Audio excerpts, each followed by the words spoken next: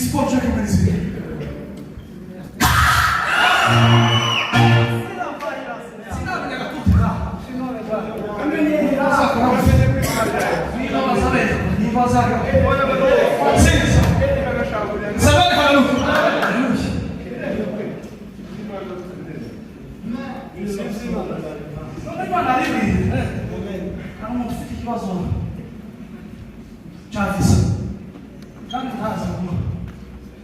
Mas minha carne indivíduo tem que ser.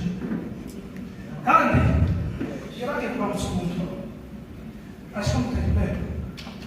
Acho que é muito gato. Acho que é muito gato. Lá para o público, a minha chave. Mas ela ainda vai ter que ser. Para ele me dizer. Tu vai morrer, não? Olha como a roupa se mesmo. Ele é assim, mas como está lixado? Eu lá com uma roupa, uma coisa muito grande. E a nossa lixada vai ser assim, que é o criado. Cara, nós aqui, não vou entrar com a barra, está aqui já. Não vou entrar na